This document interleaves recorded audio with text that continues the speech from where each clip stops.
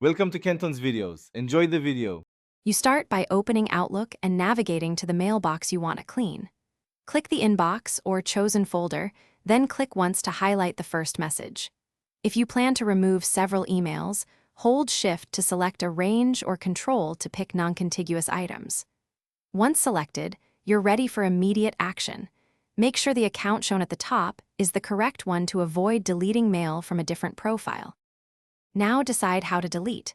Press Delete for standard removal or Shift plus Delete to permanently remove without the deleted items folder. You can also right-click and choose Delete or Move to deleted items. This helps when using retention policies. For automated rules, open Rules settings to forward or permanently delete matching mail. Once done, check the deleted items or trash folder. Make sure to empty it if you want immediate space reclamation and to avoid server retention, keeping copies. Finish by emptying deleted items to actually free storage. Use Empty Folder to remove all contents at once.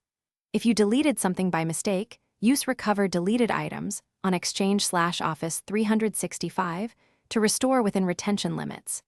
If messages reappear or deletions don't sync, make sure Outlook is online and that sync settings aren't paused.